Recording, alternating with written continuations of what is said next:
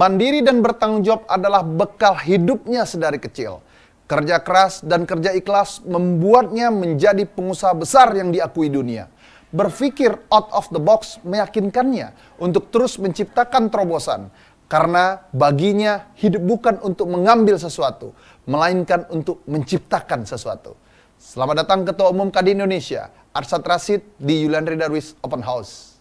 Selamat datang di Yulandri Darwis Open House, Ketua Umum Kamar Dagang Industri Indonesia, Chief Arsyad Rashid. Salam. Chief. Salam.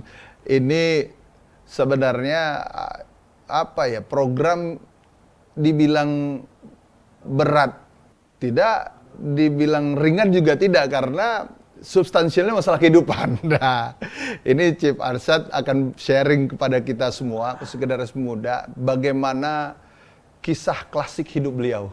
Nah, karena kita tahu bagaimana beliau dikenal sebagai salah satu sosok pengusaha sukses yang menduduki beragam posisi di beberapa perusahaan, apakah itu bidang media, keuangan, dan teknologi, dan sekarang menjadi nahkoda di rumahnya pengusaha Indonesia, yaitu Kadin Indonesia. Ya, kita tahu bahwa beliau dari kecil ini dididik, kalau orang bilang, wah ini enak, Pak Arsyad tuh anak orang kaya, anak putra mahkota, dan banyak hal-hal yang mungkin tidak sedetail mungkin, yang mungkin secara tidak langsung tidak tahu seluruh anak-anak muda di seluruh Indonesia. Oleh sebab itu hari ini kita kupas tuntas, eksklusif hanya di Yulandri Darwis Open House. Baik, Chief Arsyad Rashid. Yes. Kita tarik jauh ke belakang nih. Apa sih value hidup yang diajarkan seorang orang tua, apa itu ayah, yang paling diingat dan masih dipegang sampai sekarang? Dan bagaimana proses dari lahir, tumbuh kembang? Orang taunya kan Chief udah di mana-mana ini. Bahkan calon kepala negara kita juga kan orang bilang, anak muda khususnya nih. Boleh sharing nggak, Chief? Ya. First, terima kasih udah bisa ngobrol-ngobrol nih, sharing-sharing, diberikan kesempatan untuk ini. Itulah orang kadang-kadang melihat apa yang ada yang sudah jadi. Ini yang juga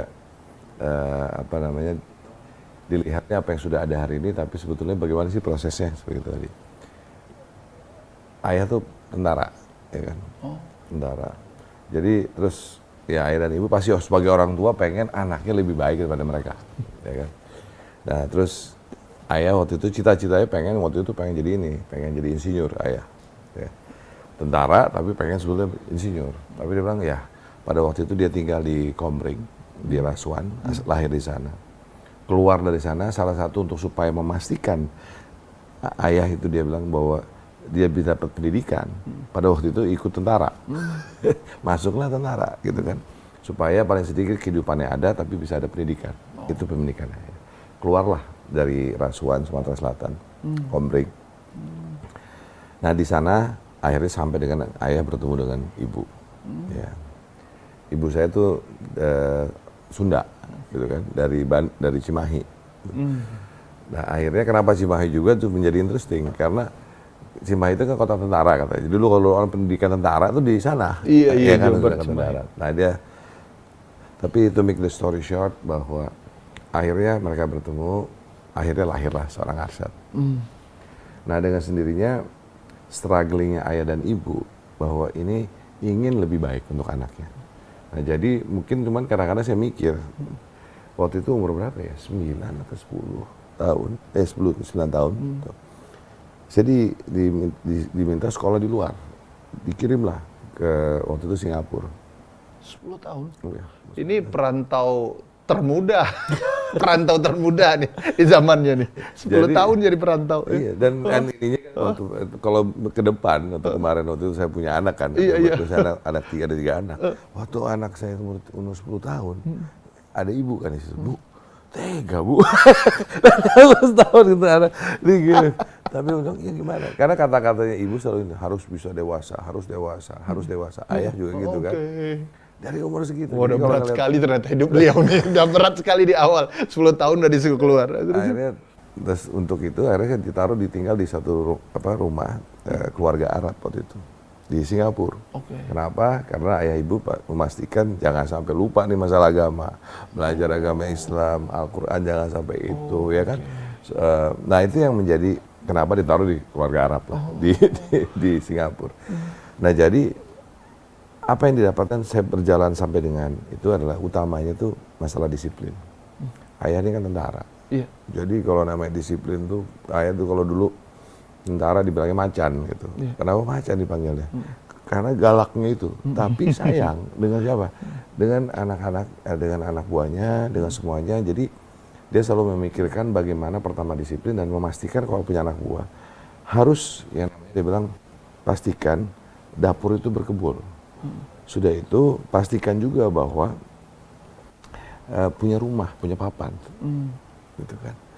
Nah, kenapa? Kalau udah begitu, mereka udah langsung akan kerja fokus terhadap pekerjaan. Tapi kalau di rumahnya nggak settle, tidak akan bisa fokus. Gitu. Nah, itu yang membuat juga beberapa hal yang saya datang dari ayah adalah masalah kedisiplinan, bicara bagaimana harus memberi bahwa manusia dan anak buah itu diberikan tanggung jawab dan bagaimana untuk caring. Harus disiplin, harus keras, namun harus mempunyai hati, gitu kan. Nah, dari ibu sendiri selalu bilang dewasa, suruh dewasa. Jadi memang pemikirannya apa sih Bu? Jadi pengennya itu kedewasaan bahwa dalam konteks apapun, maturity dalam berpikir dengan cara-cara yang bagaimana harus dipikirkan mendalam dulu, itu terjadi. Nah, jadi masa kecil saya membuat saya juga lebih independen. Karena tadi habis 9 tahun, habis itu ayah bilang, Jat, dia panggil. Dulu internet tuh belum ada kan, nyari-nyari sekolah. Nah itu saya mau nanya itu kan, dari itu. Saya bilang, cari sekolah dong. Mana? Dia bilang, Anda harus pindah, kamu mesti pindah lagi, Jat. Oh, kemana lagi, Jat? Mesti lebih jauh lagi. Kamu mesti ke Amerika. Suruhlah, saya datanglah ke kedutaan, cari sekolah untuk SMA waktu itu. Umur berapa ya, 16 lah. Terus akhirnya ketemu beberapa opsi, saya datang ke ayah lihat begitu. Yang dia pilih ya obvious lah, karena dia tentara. Dia lihat sekolah yang paling dekat sama tentara, yang sekolah military school. Akhirnya dia bilang, nah, ini, masuk di sini. Di itu, umur berapa dia? Umur 15-16. Udah berangkatlah saya masukin asrama. Di asrama di sana, yang tadi sekolahnya ada, ya backgroundnya tadi militer. Itulah kesukaannya ayah. Terus habis itu dia pesan, nah, kalau mau jadi orang, jadi insinyur, kata dia. Masuk di cita-cita lama. Cita lama dia keluar kan. Tapi dia waktu itu karena emang di brainwash mungkin insinyur, akhirnya setelah SMA, di sana kan saya di Amerika dari asrama masuk di mana, SMA kelas 1. Akhirnya sampai saya lulus SMA, masuk ke universitas, ya obvious, yang saya ambil apa? Engineering. Oke. Engineering.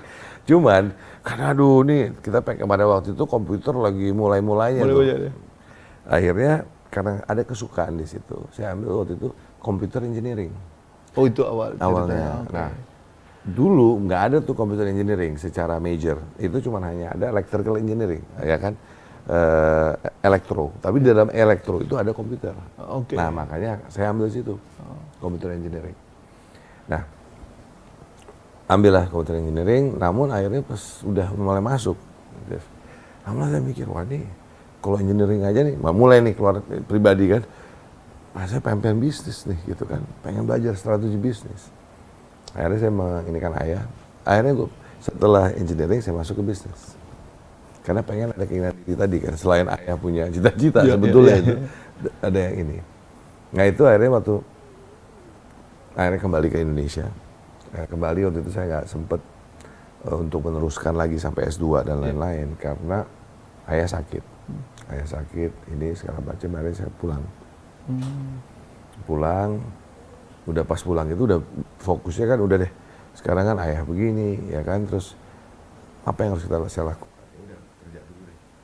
Saya mesti kerja. Pikirannya simpel, kerja, ya kan, supaya bisa bagaimana akhirnya bisa membantu. Gitu. SD 9-10 tahun udah menjadi perantau. Ini nggak banyak yang nggak tahu ya. Ibaratnya kalau hari ini kalau kita terpisah masih ada video call. Iya. Ya Cip ya. Betul. Ada telepon. Sekarang waktu itu nggak ada zaman itu ya Cip ya. Nggak ada. Nah sebelum membahas tentang tadi masa krisis tadi itu Cip, di sekolah dasar itu 10 tahun Chief punya anak tadi ngerasa, aduh gila gue dibuang 10 tahun segini ya. Saya mereplay lagi supaya ini penegasannya ada nih, supaya generasi muda paham nih. 10 tahun Chief, itu apa rasa batin ketika bercampur dengan keluarga orang lain? Iya, ya apa, kan? waktu itu tinggalnya di rumah gitu kan, saya dikasih satu ruangan, ada tempat tidur satu. Tapi tadi yang menguatkan saya karena ibu dan ayah selalu bilang, ayo kamu mesti kuat. Terus ibu bilang, kamu mesti dewasa gitu kan. Jadi di otak nih kayak udah, lu mesti kuat gitu kan, nggak boleh menyerah gitu kan. Pantang Itu menyerah. nangis nggak sih Chief? To look back, sedih ya. Nangis mungkin, kalau to recall pasti ada. Ya. Jadi udah kayak pesantren ini. Terus. Ini sendiri. Terus habis itu ya udah akhirnya berhidup sendiri. Tapi kalau saya look back, yang ini bahwa wow, mungkin itu yang membuat seorang Arsad. I see. Itu yang membuat bahwa fighting spirit, ya kan, untuk survive, untuk bisa. Menyadari desain dari ayah itu setelah hari ini. Waktu itu sih saya mikirnya, waduh, ya kan, udahlah, ya kita pikir gila nih, gitu. Iya kan, terbang kalau dulu 1,5 sampai 2 jam ke Singapura, Jakarta, kemudian sekarang SMA, terbang lagi ke Amerika Serikat yang, ya maaf itu udah ujung dunia dalam tanda kutip ya Cip. Nggak mungkin kalau ada apa-apa balik. Betul. One day. Dan sampai ya, dan juga ini kan orang membayangkan, waduh ini karena kaya dan segala macam ya orang tua. Ibu sampai ngomong ini, pokoknya mau kepala dibikin kaki dibikin kepala, istilahnya dia bilang. Yang penting kita bisa memastikan kamu bisa sekolah. Jadi istilahnya ya investasi terhadap pendidikan lah untuk saya. Jadi itu yang dia bilang, ibu udah lah, yang penting kamu gak usah mikir ayah ibu di sini mau jungkar balik mau gimana ini segala macam. Dia bilang pokoknya kamu mesti bisa itu. Jadi karena sesuatu yang lebih baik kan ya. I see. Jadi dari ibu dari Singapura ke Amerika itu ada batin lagi. Ini dibuang apa lagi nih? Nggak ada rasa itu nggak Cip? Itu dia. Tapi alhamdulillah yang ada adalah mungkin karena tadi ya nilai-nilai values yang dari kecil di ini kan. Jadi masa bilang, ini perjuangan. I have to do it. Saya harus bisa melakukan karena ini adalah untuk bisa memberikan suatu proudness ataupun kebanggaan untuk orang tua. Itu keraguan itu nggak lahir di SMA, enggak. Udah yakin, udah firm aja tuh Chief. Di Amerika ngapain aja Chief? Nah itu akhirnya itu kan sekolah. Tapi yang menarik itu gini, mungkin ini juga membawa background saya waktu pas di Singapura atau di Amerika. Ya, di Amerika juga tuh kayak banyak teman-teman dari internasional, dari ada yang dari Amerika Latin, ada yang dari Korea, ada yang dari Cina, Jepang, dari mana-mana. Singapura juga gitu kan. Singapura kan ada India, ada Chinese-nya, ada Melayunya, ada yang lain-lain gitu kan. Ini di sisi inilah bahwa wow beragam nih. Dan di situ banyak belajarnya adalah bahwa karakteristik ataupun budaya. Jadi manusia satu karakternya udah bisa beda-beda. Terus dari background kehidupan budayanya beda-beda. Nah ini kan menjadi kekayaan sebetulnya. Ini yang kita miliki sebetulnya Indonesia dari konteks yang saya selalu melihat Bhinneka Tunggal Ika, unity and diversity. Diversity kita kan juga macam-macam kan.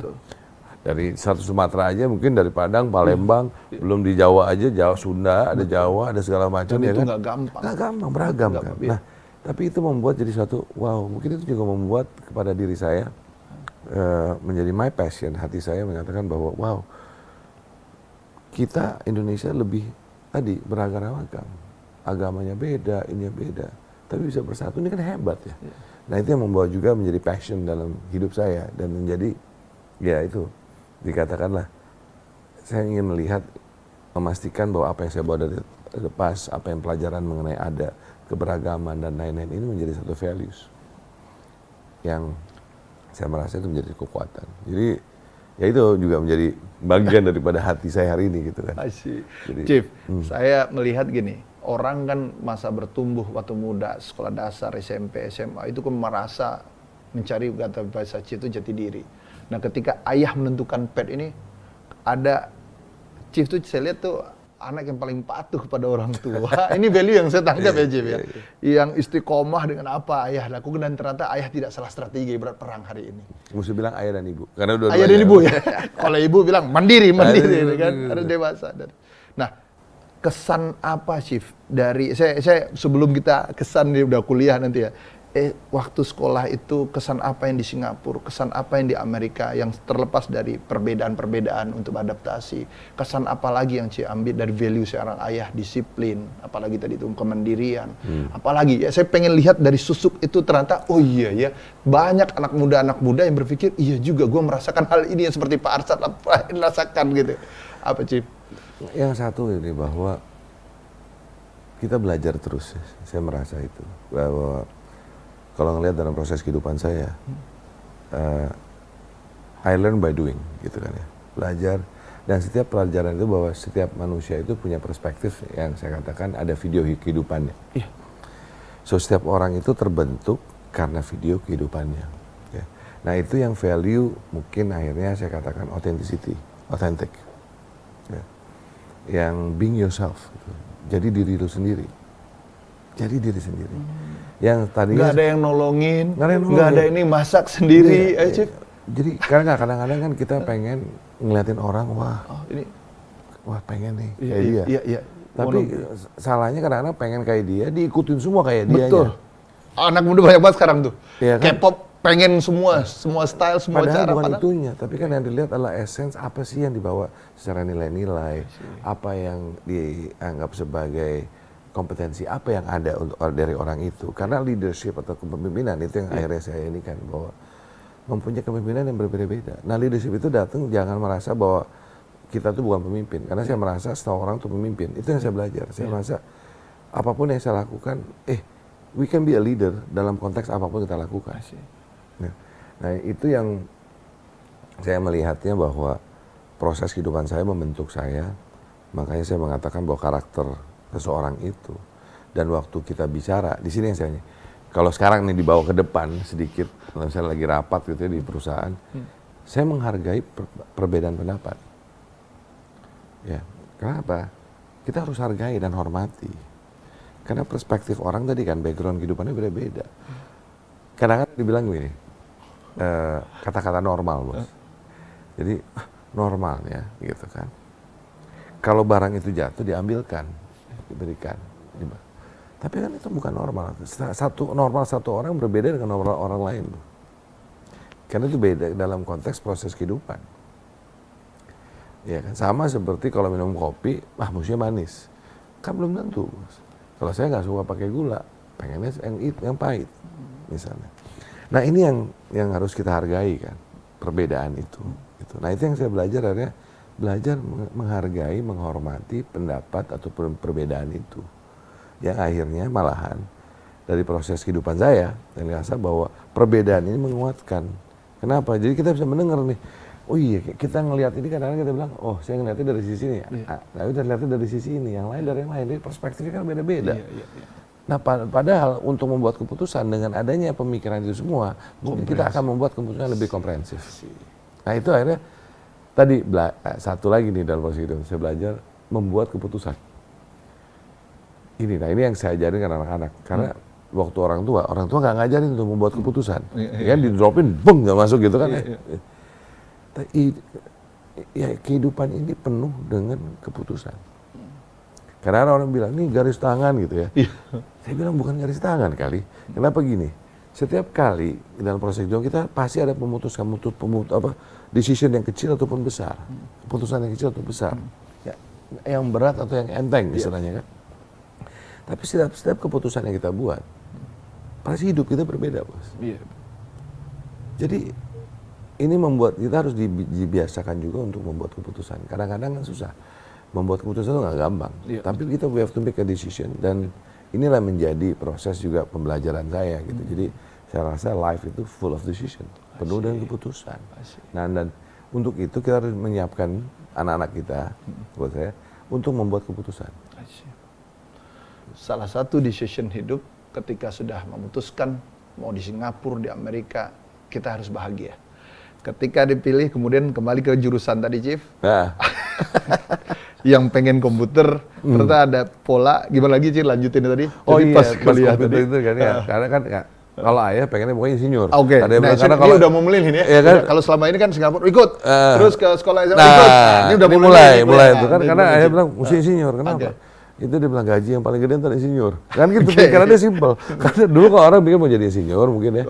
Dokter, ya kan. Pas apa ya, udah dulu pengen jadi tentara lah ya, atau gimana kan, tiga itu. Ya kan, mantu idaman lah. Nah, Terus habis dari situ tadi I struggle. Saya tapi punya rasa ketakutan untuk ngomong sama ayah. Iya kan, karena dia pengen begitu kan.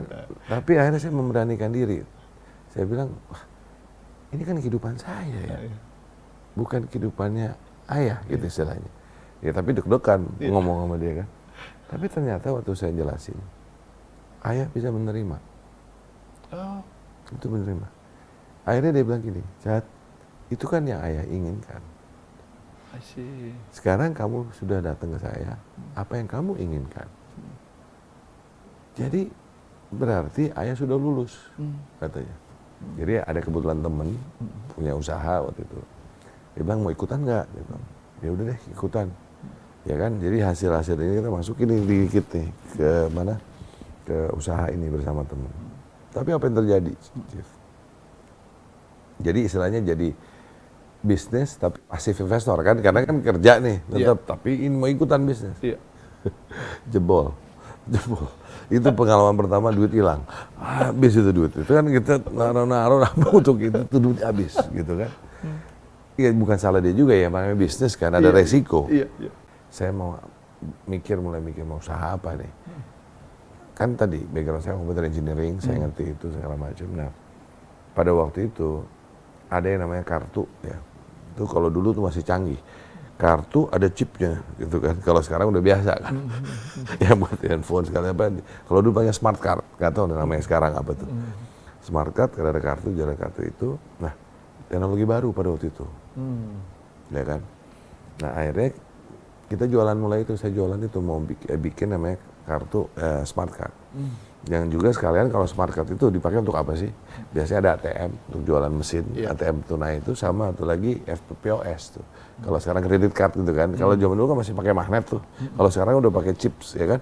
Nah dulu nih chips sudah mulai, udah ada. Gitu. Jadi mulailah saya masuk ya tadi karena ada ini masuk ke dalam ya information technology business lah intinya kan. Nah cobalah kita jualan gitu. Nah di situ juga akhirnya saya nggak sendiri, saya ajak partner dan segala macam. Kebetulan sama-sama waktu itu dengan siapa? Sama Agus berdua. Agus Lasmono. Agus Lasmono kebetulan. Nah udah akhirnya kita mulai nih jualan ini. Dia pulang dari Amerika juga karena kebetulan kita ketemunya di sana. Ketemunya waktu pas itu lucu dikit. Waktu pertama kali mau masuk asrama, dibilangin sekolah itu nggak ada orang Indonesia, ya kan. Nah waktu ke sana yang nganterin ibu, ya kan, ibu nganterin ke sana ke sekolah untuk didropin di asrama dong. Datanglah pakai mobil, ini kan bawa apa namanya, ya mesti bawa koper kan bos, bawa koper ke sana, ini. Terus si ibu yang ngurus administrasi kan, ibu lagi ke kantornya situ, saya turunin barang dari mobil, ya kan. Ada 3 orang di situ. Tiba-tiba mereka datang, may we help you, gitu kan, membantuin untuk ngangkatin koper. Ada 3 orang. Saya pikir satu tuh ada orang Meksiko lah ya, Spanish gitu. Satu bule, satu lagi kayak orang Filipin lah, satu kurang lebih. Dah, bantuin terus ibu mau kan pas saya lagi nurunin koper mau itu, ibu jalan dari sana terus teriak, Cat gitu, Cat koper udah turunin, ngecek kan, Pak ngomong Indonesia dong. Salah satu bilang, oh dari Indonesia, itu namanya Agus. Yang gue pikir orang Filipin. Jadi di situ perkenalan pertama, ya kan, oh ada orang Indonesia nih berdua. Nah disitulah kita mulai ya udah makanya udah kayak keluarga, saudara, kayak kakak beradik dari situ. Nah, tapi akhirnya kita usaha bersama. Nah balik ke ini, akhirnya kita makanya awalnya namanya Indika, orang selalu berpikir kan tahunya hari ini ya perusahaan yang saya ini kan Indika Energy. Nah padahal Indika itu kalau ngomong tanya Indikanya dari awal itu singkatannya adalah industri multimedia dan informatika, ya kan? Industri, D-nya multimedia, K-nya itu informatika. Itulah namanya Indika. Ya kan? Tapi secara kayak Keren namanya. Ternyata singkatannya sama kayak zaman-zaman dulu juga ya. Disingkat-singkat ya. Nah ini lucu. Industri multimedia. Jadi waktu pas pertama kali saya buat perusahaan, Iya. nama saya ini panjang. Muhammad Arsyad Rashid Prabu Mangkuningrat. Panjang sih. Panjang banget. Jadi saking panjangnya kita shortnya udah M titik Arsyad Rashid PM gitu kan. Nah Prime Minister. P-nya itu Prabu, ada Prabu. Nah jadi waktu pertama kali bikin perusahaan, saya bikin namanya PT Prabu Wahana. Oh, oke. Ya kan, Prabu Wahana, karena nama dari situ kan. Cuman waktu pas si Agus masih di luar nih. Terus tahun berapa tuh? Saya balik tahun 92, 93. Agus balik 95. Pas balik kan saya ajakin Agus, Cat mau dong bisnis sama-sama gitu kan. Gitu kan. Terus dia lihat namanya kan, Cat, namanya kan Prabu Wahana, kayak gitu kan. Susah banget gitu kan. Baik kita cari dong nama nih yang kayak Sony gitu kan. Waktu itu kan masih top Sony. Zaman-zaman kita belum ngerti LG, belum ngerti apa di sini. Sony. Yang wah orang ini dong gitu kan. Wah bener juga ya Gus. Apaan ya? Nah itulah akhirnya kenapa ketemulah nama Indika.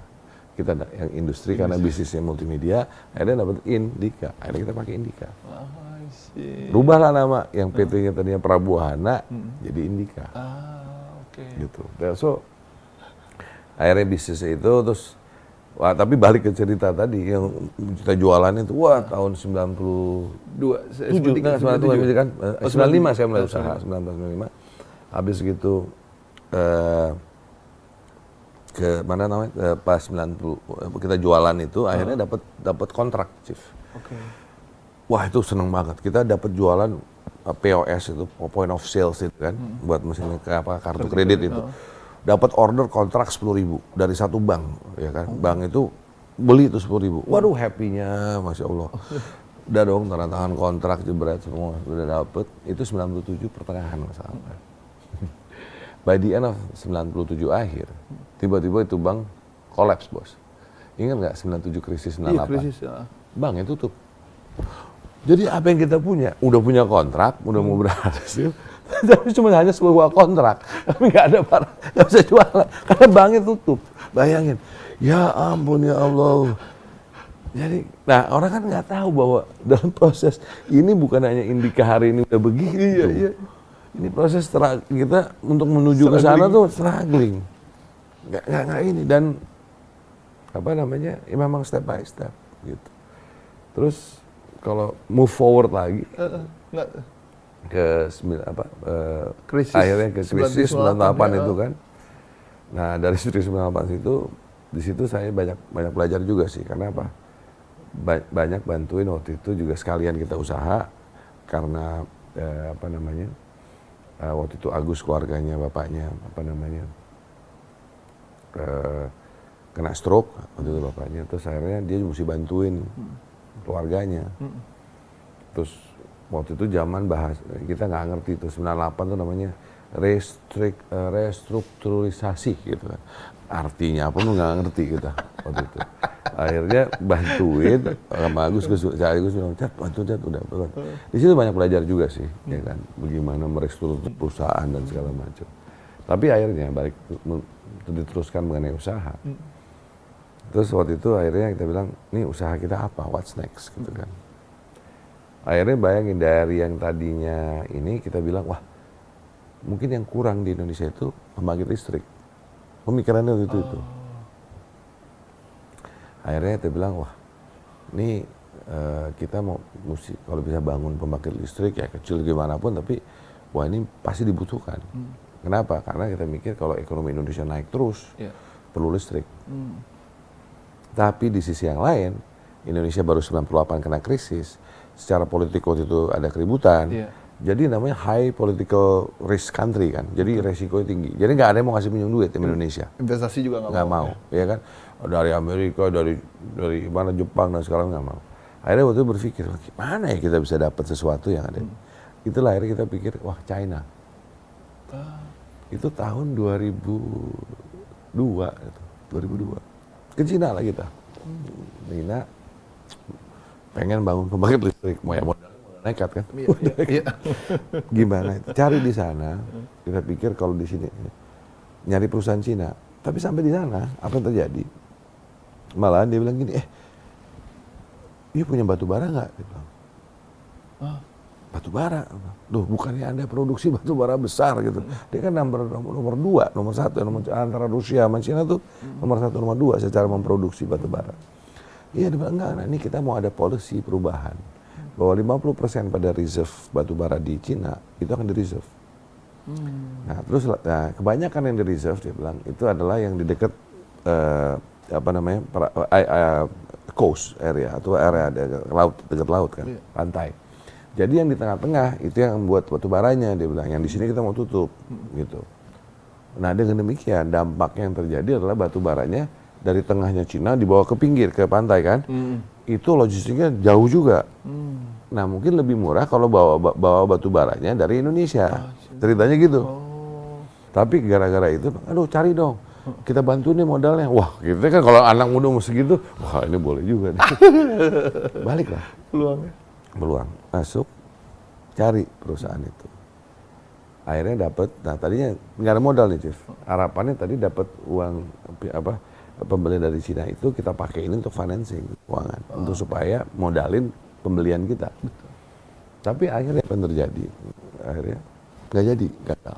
Maksudnya nggak dapat perusahaannya, bos. Ada udah dapat, udah tanda tangan, udah mau ini, Cina-nya udah ini, yang ininya kacau lah, bukan rezeki waktu itu. Akhirnya gagal. Kayak bank tadi lagi nih. Sudah tanda kontrak. Gagal. Gak dapet. Akhirnya tapi kan kita udah gak enak sama si Cinanya ini. Kan udah janji. Akhirnya, nah titik itulah balik kemana yang akhirnya jadi Indika Energy. Iya. Kita ya kalau bisnis batu bara gitu. Karena gara-gara itu mau bikin bagian listrik gak jadi. Jadi informatika langsung energi. Ya, akhirnya udah kan masuk batu bara itu. Nggak dapat, akhirnya kita cari, waduh nggak dapat nih, malu sama Cinanya kan. Kita muter, saya datengin ke setiap perusahaan batu bara di Indonesia. Akhirnya bukan mau beli perusahaan tapi beli batu baranya untuk supaya bisa kan udah janji sama mereka. Iya, udah janji.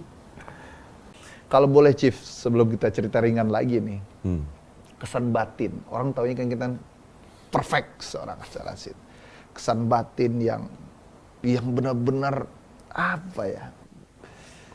Bikin Chief itu gila, gue benar-benar apa ya, orang yang kalau orang bilang wah pernah juga merasakan sebagai manusia biasa. Kapan itu momen Chief, kalau boleh di share kepada tadi kan ya, banyak orang nggak tahu kan di sini. Banyak orang nggak tahu karena gini kadang-kadang nih, ini pelajaran. Iya. Waktu pas usaha gitu kan, waktu bayangin kalau tiba-tiba bang tinggal dikit ya, Chief. Misalnya gitu kan ya. Lo bagaimanapun pasti muka kita ribet ya. Waduh, gimana pusing kan? Datang ke kantor ya misalnya. Kita ngeliatin mata-mata teman-teman aja awalnya waktu itu. Gimana gajinya? Kan gitu ya. Tapi ternyata kan itu, saya belajar situ. Waktu pas itu orang teman-teman yang ini melihat, kita kan diperhatikan. Tanpa kita sadari kan orang ngeliat kita. Iya. Dari body language, dari ngeliat muka, wah ini ada masalah nih, kan gitu ya. Nah kalau bayangin, kalau semuanya murid, kita murid begini, semua punya masalah, akhirnya nggak ada yang kerja, Chief. Karena bingung, udah takut kan, nggak ada sesuatu harapan lagi yang tadi saya balik ke harapan tadi. Nah, akhirnya kan mau apa? Karena orang nggak tahu apa isi dalam kita. Orang suka lupa bahwa Arsat itu seorang manusia biasa yang selalu manusia biasa. Cuman harus menjadi seorang pemimpin yang harus mengatakan tenang, nggak ada apa-apa, everything okay. Ya kan, orang nggak tahu dalamnya, Bu. Oke, tenang. Padahal dalamnya, aduh, gimana nanti ini. Misalnya kan gitu. Jadi karena orang ngeliat dari luar aja. Makanya karena don't judge someone to cover of the book. Ya kan. Karena tadi bahwa sebalik-balik kita kan harus seorang memimpin. Kita harus menenangkan, memberikan harapan. Dan itu kalau boleh curhat, mau nangis sebenarnya kalau diingat dulu, Cik. Nangis. Cuman kan kita nggak bisa nangis di depan. Kalau kita nangis semua panik. Bayangin satu kantor panik. Bener nggak? Dong, waduh masalah nih, ada panik. Waduh nggak ada yang kerja, nggak ada yang fokus. Ya, tapi padahal ya itu. Tapi itulah pemimpin. Kita harus strong. Ya kan? Makanya saya katakan tadi dalam konteks agility tadi, dari satu itu kan adalah resilience. Ya, itu ya kita harus contoh. Karena kalau kita panik, semua panik. Tahun berapa itu, Cip? Itu bukan tahun berapa, itu proses continuation. Kan pasti nggak mungkin nggak masa kita hidup. Saya selalu bilang, Tapi makin lama makin matang ya, mengcover kan?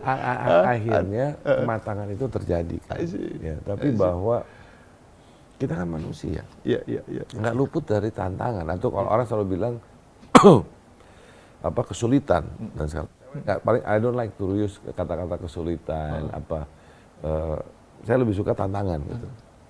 Nggak ada masalah, adanya tantangan. Mengeluh itu sekarang menjadi prioritas bagi banyak anak muda, Cip. Mengeluh itu ya. Nah Ini itu berat, yang harus gimana? kita ini kan, bahwa ini kita harus percaya bahwa tadi saya merasa bahwa apapun asal kita mau kerja keras, kita fokus dalam hal itu, pasti ada jalan keluar. Akhir itu membuat kepercayaan diri pada saya sendiri bahwa tadi saya percaya dengan yang saya katakan spirituality itu kan adalah percaya di atas, ketuhanan yang Maha Esa. Batasnya di situ ketika itu Is beyond udah. Nah, ini udah kita fokus, kita kerja keras, insya Allah ada aja jalannya. Yang kita pikir udah gagalan, tapi kalau kita mikirnya gagal, itu gagal. Oh sih, maaf. Jadi Anak muda nih. positive thinking. Tapi akhirnya kalaupun ternyata udah nggak bisa ini, jangan menjadi juga, oh udah deh, kalau gini gue nggak mau lagi deh. Istilahnya kan gitu. Iya. No, jangan. Mungkin belajar dari apa yang ada, belajar ini. Coba kita coba lagi. Coba lagi. Jangan give up, jangan. Karena banyak yang sering ya itu cepet-cepet tiba-tiba, waduh udah deh nggak Putus asa. putus asa. Nah yang tadi kan putus asa. Do the best and let God do the rest. Gitu, Cip. Yes. Makanya jangan putus asa, asa aja. Asanya aja. Hope-nya diambilin. Putus. Dan hari ini super bilang sibuk. Super sibuk sekali lah. Saya tahu banget beliau ini, susah banget waktu beliau ini. Tapi beliau mau berbagi dengan teman-teman generasi muda seluruh Indonesia hari ini. Hobinya apa sih, Jif? itu paling sulit menjawab. Karena kalau ditanya, saya apa sih hobinya si Arsad gitu. Yang udah pasti satu, makan. I love food.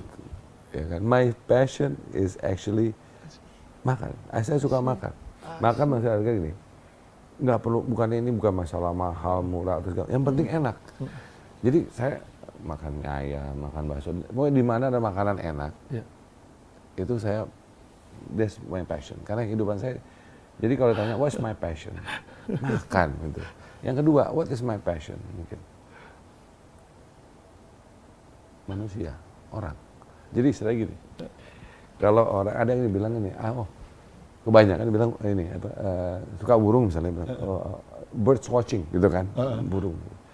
Gue bukan birds watching, I like people watching. Jadi I like to stay, misalnya aneh juga kali ya, kalau orang birds watching gitu, people watching gitu. I love people, I love people. Jadi dan buat saya tuh setiap orang itu mempunyai satu kekayaan yang selalu pas ada uniqueness gitu. So I love watching people. Jadi behavior orang itu bagaimana ini gitu ya. Jadi tadi makan. Kalau jadi saya kalau nyantanya yang paling ini adalah duduk di satu kafe, makan, minum yang enak, duduk ngeliatin orang. Tapi dari situ saya banyak belajar. Kenapa? Karena saya ngeliatin, wow, orang ngapain ya? Bayangin. Gitu. Akhirnya tuh ini banyak nggak tahu nih. It's actually behavior. Okay. Tapi akhirnya kalau bahasa keren hari ini mungkin itu part of bagian namanya yang dulu saya nggak suka belajar itu namanya organizational behavior. Organizational behavior. Karena suatu organisasi itu kan terbentuk atas banyak manusia. Makanya tadi nilai-nilai penting sekali karena akhirnya behaviornya kan. Ya. Nah jadi kalau ditanya, jadi what is my passion, my hobby, makan, ngeliatin what people's watching perhaps. Jadi itu bikin relax ya? Dua itu? Sama kerja sebetulnya. That's it. Mungkin itu kalau tanya. Kenapa? Dia bilang, Because I love it. Saya kerja. Malah kalau dikasih traveling lama-lama sendiri malah Pening gua. Sama Pening. Jadi kalau traveling tuh mesti ada ininya juga. Ada kerjaan kerjaannya. apa ya? Kalau nggak ada kerjaannya kayaknya nggak. Aduh, something is missing gitu perasaan. Ini unik ini. Ini seorang Arsyad Rashid ini. Aneh ya, tapi udah lah. Oke. Ini biar tahu ya orang Chief ya. Apa adanya. Oke, Chief.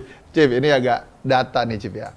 Ada menurut data yang kita ambil ya dari Digify Indonesia itu, Chief Arsyad itu banyak bicara soal pengembangan small medium enterprise atau UMKM yang menjadi pembahasan prioritas yang kita tahu pada presidensi Indonesia G20 yang lalu ya. Kalau kita melihat fakta bahwa lebih dari 95% lapangan kerja diciptakan oleh UMKM. Correct. 60% PDB disumbang dari UMKM. Dan Indonesia sendiri juga menjadi negara ekonomi digital dengan pertumbuhan tercepat di Asia Tenggara. Nah, bagaimana Chief? Kenapa Chief serius masalah ini dan sebagai menggerbongi pengusaha seluruh Indonesia atau Kadin Indonesia melihat potensial ini, Chief? Kalau boleh sharing kepada teman-teman muda. Ya penting sekali gini. Fondasi ekonomi sebuah negara itu kekuatannya adalah di UMKM. Ya. Dan kita masih punya PR besar nih. Kalau ngomong ekonomi kan gini, gaya. Kalau ngomong bahasa bahasa keren lah. Pakar ekonomi lah ya orangnya ya kan. Adalah katanya Indonesia ini punya demographic dividend. Karena kita punya 270 juta populasi, semuanya muda-muda. Ekonomi growth kita saat ini, kita punya resources, kekayaan alam ada, ya kan semua ada. Yang kita takutin dari setiap negara itu adalah namanya middle income trap.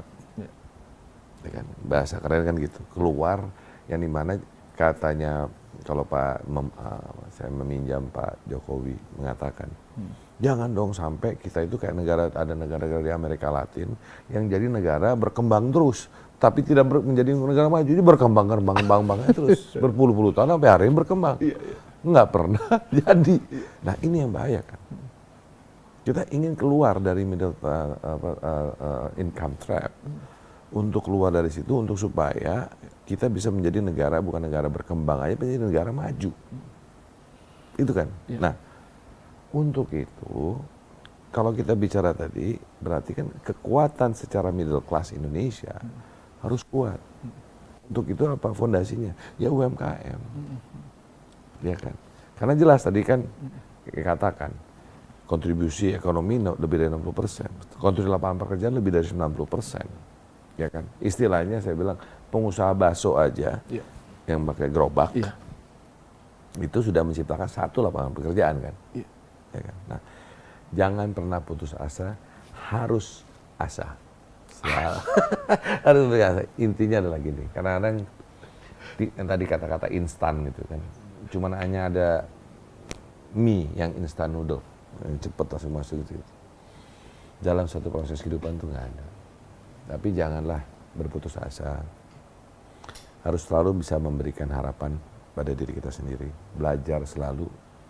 Saya tuh mikir ya, jadi ketua umum Kadin hari ini tuh kayak udah jadi kayak presiden, bayang, karena semuanya diurusin. Ya kan, bukan hanya hal ekonomik tapi all sosial, culture, everything. Dan ini yang mungkin appreciate dari teman-teman banyak muda yang mentrain seorang Arsyad Rashid hari ini. Value-nya boleh dilihat nanti dipecah seperti apa, nilai-nilai substansi banyak banget kita mulai. Chief terakhir ini nggak kerasa ya. Keluarga Chief gimana Chief, karena orang udah super sibuk, apalagi baca Chief, saya ini hati ikhlas, sampai ada yayasannya, kemudian sharing. Nah ikhlas nggak sih keluarga seorang Arsyad Rashid sudah mengungkapkan diri untuk negara ini gitu? Menarik. Apa ini? Jadi setiap hari Minggu itu ada, jadi udah kebiasaan nih. Boleh makan siang hari Minggu, pokoknya gitu kan. Kita selalu bersama. Saya, istri, anak-anak. Itu kita sepakat nih, bilang nanti kalau pada kawin, pada apapun, bahwa kita harus sepakat bahwa kita harus duduk bersama. Kalaupun kita mau liburan, harus ada liburan bersama setahun sekali. Karena tadi kan kesibukan semuanya sendiri-sendiri, tapi kita harus mendisiplinkan bahwa kita harus ada kebersamaan. Nah di sisi itu waktu bersama, jadi saya percaya dengan ini, quality rather than quantity. Jadi istilahnya kualitas lebih penting dibandingkan kuantitas. Mungkin kita nggak bisa bertemu sering, kita nggak bisa spend waktu bersama, tapi yang kuncinya adalah kualitasnya. Nah kualitas itu adalah bagaimana sebetulnya untuk kita bisa mengungkapkan apa adanya, being vulnerable terhadap keluarga ini bersama. Karena kalau nggak kita vulnerable dan mengatakan iya nih, I have to share. Misalnya anak-anak manggil saya papa. Kan. Misalnya my first kid namanya Adrian, yang kedua, ketiga Leandra. Jadi papa pusing nih. Kita sharing. Papa mesti, misalnya waktu itu, papa mau jadi ketua umum Kadin nih. Nah, papa ada dorongan begini. Gimana? Gitu. Nah itu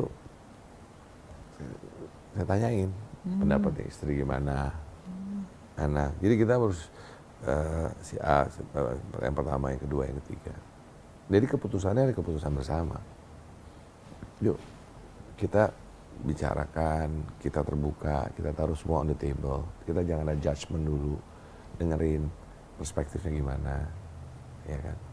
Nah jadi ya keluarga itu penting, very very important. Tapi tadi jangan hanya bilang keluarga, tapi tidak mempunyai value sifat kekeluargaan. Ya kan? Karena dia bilang keluarga, ya oke keluarga, tapi nggak ada sifat kekeluargaan. Dan kekeluargaan itu adalah, kata buat saya adalah bila mana Anda sudah bisa vulnerable di antara satu sama lain, itu kuncinya. Chief, pesan untuk anak muda Indonesia. Jangan pernah putus asa, harus asa. Harus berasa. Intinya adalah gini, kadang-kadang yang tadi kata-kata instan gitu kan, cuman hanya ada mie yang instan noodle, yang cepet langsung masuk gitu. Dalam satu proses kehidupan itu nggak ada. Tapi janganlah berputus asa. Harus selalu bisa memberikan harapan pada diri kita sendiri, belajar selalu. Dan yang paling penting tadi, jangan malu bertanya. And be yourself. Ketua Umum Kadin Indonesia, Arsyad Rashid. Chief, terima kasih atas waktunya. Sudah mau berbagi, bercerita, dan berikan motivasi kepada banyak orang di Yolanda Darwis Open House. Mudah-mudahan semua yang menonton ini menjadi sebuah nilai yang mungkin tidak terlupakan karena langsung diimplementasikan. Sekian perbincangan kita pada hari ini. Saya Yolanda Darwis, undur diri. Sampai jumpa di episode Yolanda Darwis Open House selanjutnya bersama tokoh hebat lainnya. Chief, terima kasih banyak. Mantap. Terima kasih. Sama-sama, Chief.